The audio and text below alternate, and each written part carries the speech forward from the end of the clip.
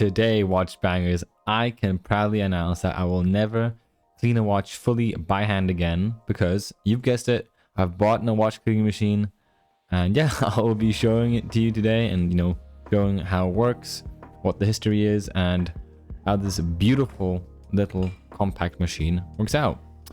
So let's just get this cable out of the way. It is unbelievably long, but it gets in place down there. And yeah, so this is my watch cleaning machine. I'll be talking to you about it today, and as you can see, I have some skillful camera work in the background there. Shout out to my girlfriend for all the creative input and help, of course. And I'll just tell you a bit about the machine, its history, how I got it, and how it works. So let's start with how I got it. So to show you how I got it, I'll show you the way and the whole journey I undertook to get this watch cleaning machine. I did actually intend the cursor to be bigger, but for some reason OBS didn't really recognize it.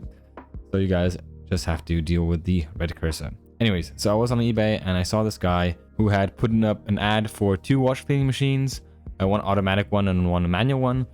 And the automatic one was broken, so I just texted him about the manual one, and he was super nice. We exchanged numbers, and he texted me on WhatsApp. He sent me videos how it works, and just to make sure that it works.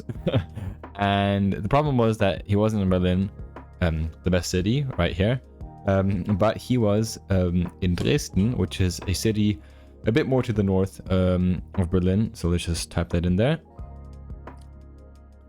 There we go. It's down there, right there. So it's about a 2 or 3 hour train ride.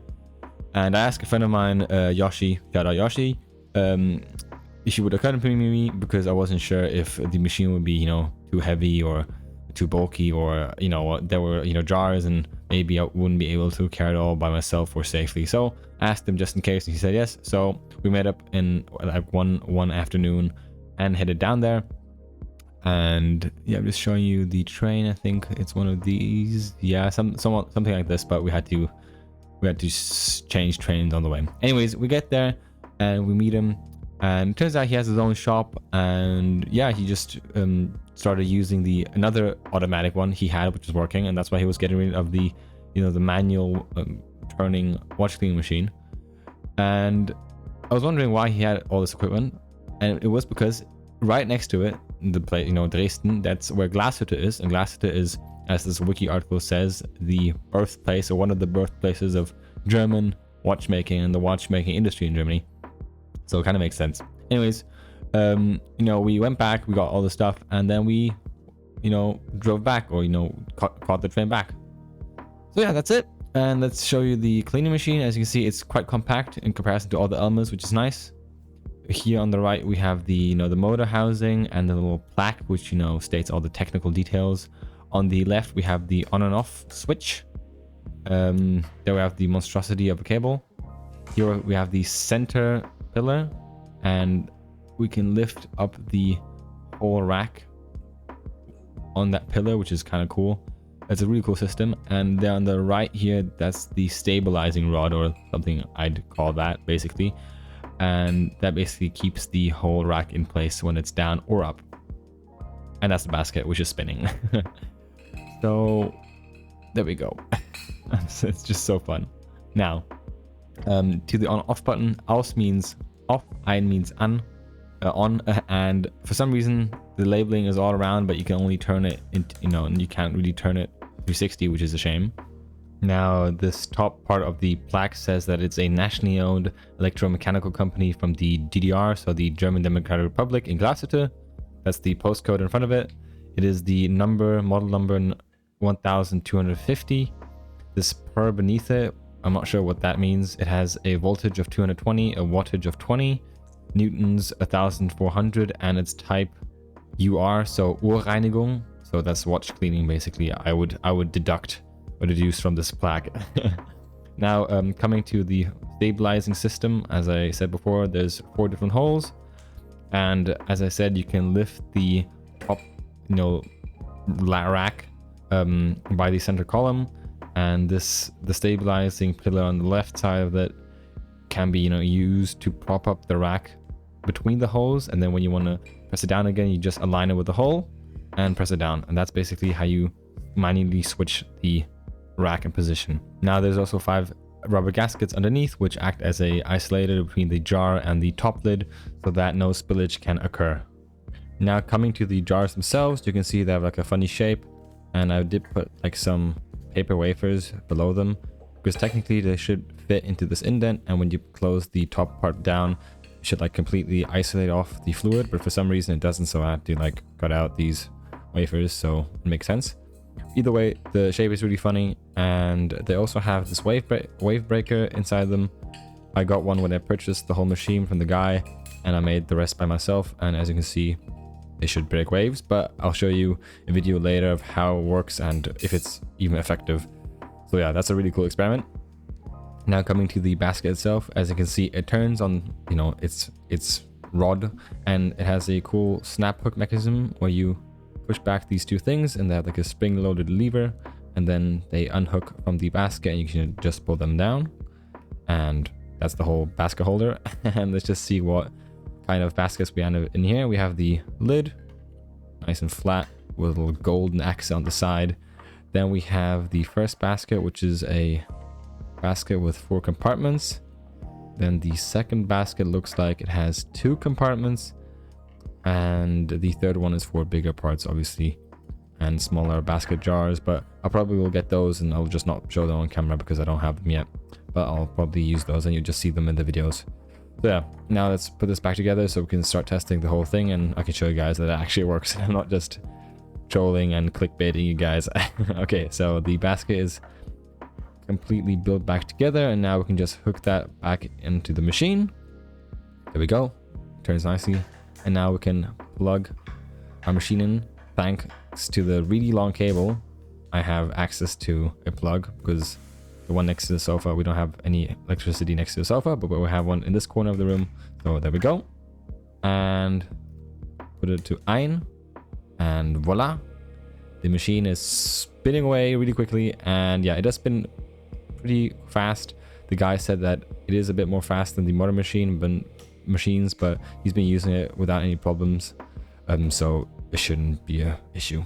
All right, now coming to the wave breaker, I did load up 1 jar with some water just to see and test and show you guys what wave breakers do. So now we have it without the wave breaker, as you can see, and when you start the machine, it spins, and the whole, you know, spinning thing creates a vortex, and that basically pushes the water up another 100%, which is crazy. So if you wouldn't have the rubber gasket at the top, or would have put more water in, water would have just, you know, leaked out because of the whole physical effects. So yeah, now we can just do one quick test with the wave breaker to see how this works out. So let's just insert this. These are also a sucker to insert. They chip away on the glass a bit on the top, which is a bit annoying, so you have to be careful. So make sure that's seated correctly. Yep, perfect, it's snapped in place. And now we can just let the top part back down, put the gasket in, the basket, and start spinning. As you can see, the water basically just rises a centimeter, which is like absolutely nothing in comparison to without the wave breaker. So I definitely recommend this, and yeah, use it. Now let's spin this down and start with filling up the machine. So I have 5 jars here. One is going to be for the cleaning solution. I'll fill that up with Elma VF Pro. So private people can also buy these, unlike other cleaning agents which watchmakers use. The back 2 there are going to be for the rinse, which is going to be done with Elma Supro Pro, and this is hazardous, so be careful. And the last one's just going to be for the cleaning process, but I'll show you that later. Now, so let's fill this bad boy up, and the bad boys up. So we'll just open this here. It's super hard. Hold up. Let me just try this again. Ow. It is a struggle, but let's turn it. There we go. That's the start. And after some help with some scissors, I did manage to screw this open. It does smell horrible. So it's like the lighter fluid just on crack. It's like a crackhead lighter fluid. So just beware of the pungent odor. So let's fill this up. I have my little tool here, and there we go. And great. There we go, and I've basically spilled so much. Jesus Christ. Yeah, but I did not learn on my mistake and went for it again which resulted in me spilling even more. So we'll put in a little cleaning break here. There we go. I'm trying to mop up everything, and I had to wash these rags as well because, I mean, if something would happen if there would be a fire, those would be like super flammable. Anyways, now I'm using a beer mug because it has like a 0.5 liter mark, and 0.5 liters is what I want to put into each jar, and it doesn't really spill in comparison to these big ass canisters. So filling these up, there we go. Don't make the mistake like I did. I think I need a bit more. That was nothing, but I am satisfied. And let's get the the first rinsing jar, since we filled up the cleaning jar already. That's it there. I think I might even have to add a bit more to these in the end. But first of all, I'll fill up the second one as well. I mean, I am spilling a tiny bit, but in comparison to the first thing, it's nothing. So yeah, so the cleaning jar is just going to be there to, you know, clean up all and loosen up all the old, you know, dirt and lubrication. And the rinsing jars are just going to be there to get that all off the watch parts. And the second rinse jar is there just to be sure that it's gone 100%. So yeah, so this is done, I think, and the next one is done as well. I think I have to wipe down the table again after this. It just closes, so I just don't, you know, knock it over and ruin my apartment. But yeah, so let's just close this up and complete the machine by adding the third, you know, fluid jar, the cleaning jar with Elma Web Pro, and that's basically all the cleaning fluids I'll be using. And if you're wondering what I'll do for, you know, the fourth drying process, I'll be doing this. It's just gonna be blow drying from a safe distance and right after doing the second rinsing solution. So yeah, that's basically it. I hope you guys enjoyed seeing my watch cleaning machine and me spilling all the stuff. As an outro, you can see me struggling with the wave breaker.